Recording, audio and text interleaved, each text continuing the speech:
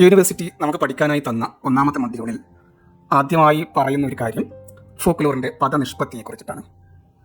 പദനിഷ്പത്തി എന്ന് പറഞ്ഞാൽ എങ്ങനെയാണ് ആ പദം ഉണ്ടായിത്തീർന്നത് എന്നതിനെക്കുറിച്ചിട്ടുള്ള അന്വേഷണമാണ്.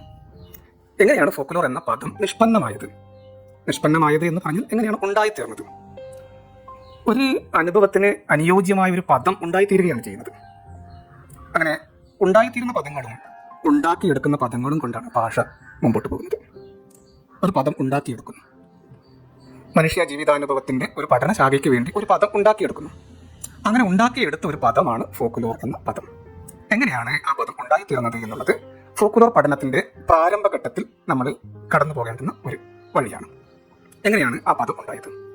അതിനു മുമ്പ് ആ പദത്തിൻ്റെ അർത്ഥം എന്താണ് എന്ന് കൃത്യമായി മനസ്സിലാക്കേണ്ടിയിരിക്കുന്നു. ഫോക്ലോർ എന്ന പദത്തിൻ്റെ മലയാള അർത്ഥം എന്താണ്? നാടോടി വിജ്ഞാനം എന്നാണ് പൊതുവായിട്ട് നമ്മൾ സ്വീകരിച്ചിരിക്കുന്ന ഒരു മലയാള പദം. പിന്നെ മറ്റൊരു പദം നാട്ടറിവ് എന്നാണ്. നാടിൻ്റെ അറിവ്, നാട് തന്ന അറിവ്, പരമ്പരാഗതമായി കൈമാറി കിട്ടിയ അറിവാണ് നാട്ടറിവ്. നമ്മൾ കേരളീയരായ മനുഷ്യർക്ക് എല്ലാവർക്കും ഈ നാട്ടിൽ ജീവിക്കുന്നത് കൊണ്ട് തന്നെ, ഇവിടെ ജീവിച്ചിരുന്നത് കൊണ്ട് തന്നെ ഒരുപാട് നാട് തന്ന എത്രമാത്രം അനുഭവങ്ങളുണ്ട്. നാട് എന്നുള്ളത് വീടാണ്. ഒരുപാട് വീടുകൾ ചേർന്നുള്ളതാണ് നാട്. ഒരുപാട് നാടുകൾ ചേർന്നിട്ടുള്ള ഒരു നാട്ടറിവ് നമുക്കുണ്ട്. ആ ഒരുപാട് നാടുകൾ ചേർന്നുള്ള നാട്ടറിവിനെയാണ് നമ്മൾ മലയാളിത്തം എന്നൊക്കെ നമ്മൾ പറയുന്നത്. മലയാളികൾക്ക് മാത്രമായ എത്ര ഭാഷാപരമായ, സംസ്കാരപരമായ, ചരിത്രപരമായ, വിശ്വാസപരമായ, ആചാരപരമായ എത്രമാത്രം അറിവുകൾ നമ്മൾ സ്വാംശീകരിച്ചിട്ടുണ്ട്. എവിടെ നിന്നാണ് ഇത് നമ്മൾ സ്വാംശീകരിച്ചത്? നമ്മുടെ ഭാഷ നമ്മൾ സ്വാംശീകരിച്ചതല്ലേ? ജനിക്കുമ്പോൾ നമുക്കതുണ്ടായിരുന്നില്ല. ജനിച്ചു കഴിഞ്ഞ് നാട് തന്നതാണ് നമുക്ക് ഭാഷ. ഭാഷയോടൊപ്പം തന്നെ ഒരുപാട് പദങ്ങളും പദങ്ങളുടെ അർത്ഥങ്ങളും അതിലൂടെ സ്വായത്തമാക്കാവുന്ന ഒരുപാട് അറിവുകളും നാട്ടറിവുകളും നമുക്ക് ലഭ്യമായിട്ടുണ്ട്. നാടോടി വിജ്ഞാനീയത്തെ പറ്റി പഠിക്കുമ്പോൾ നാടോടി വിജ്ഞാനം എന്ന പദം എങ്ങനെ ഉണ്ടായി എന്നുള്ളതല്ല നമ്മൾ അന്വേഷിക്കുന്നത്, മറിച്ച് ഫോക്ലോർ എന്ന പദം എങ്ങനെ ഉണ്ടായി എന്നാണ് അന്വേഷിക്കുന്നത്. ഫോക്ലോർ എന്ന പദം ആദ്യമായി ഉപയോഗിച്ച് തുടങ്ങിയത് 1846 ആണ് എന്ന് പറയപ്പെടുന്നു. 1846 ആഗസ്റ്റ് 22 വില്യം തോംസ് എന്ന പേരായ ഒരാൾ, അദ്ദേഹം അധീനിയം മാസികയുടെ പത്രാധിപർക്ക് അയച്ചു കൊടുത്ത ഒരു കത്തിൽ ആണ് ആദ്യമായി ഫോക്ലോർ എന്ന പദം ഉപയോഗിച്ചതായി ചരിത്രകാരന്മാർ രേഖപ്പെടുത്തിയിരിക്കുന്നത്.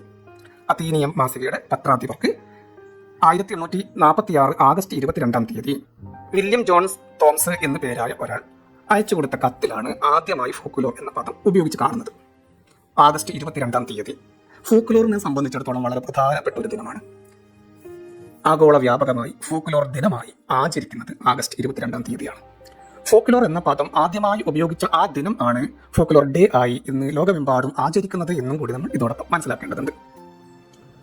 ഫോക്ലോർ എന്ന പദത്തെ നമ്മൾ സാധാരണ എല്ലാ വിജ്ഞാന ശാഖകളെയും നമ്മൾ അതിൻ്റെ പദനിഷ്പത്തിയെക്കുറിച്ച് പഠിക്കാറുണ്ട്. അതുപോലെ ഫോക്ലോറിൻ്റെ പദനിഷ്പത്തിയെ പറ്റി പഠിക്കുമ്പോൾ ഫോക്ലോറിനെ രണ്ടായിട്ട് നമുക്ക് വേർതിരിക്കാം. ഒന്ന് ഫോക്ക് എന്ന പദവും മറ്റൊന്ന് ലോർ എന്ന പദവുമായിട്ട് രണ്ടായിട്ട് വേർതിരിക്കാം. അപ്പോൾ രണ്ട് പദങ്ങൾ കൂടി ചേർന്ന ഒരു വിജ്ഞാന ശാഖയാണ് ഫോക്ലോർ. ഫോക്ക് എന്ന് പറഞ്ഞാൽ ജനസഞ്ചയം, ജനങ്ങളുടെ കൂട്ടായ്മ എന്നൊക്കെയാണ് ഫോക്ക് എന്ന പദത്തിൻ്റെ അർത്ഥം.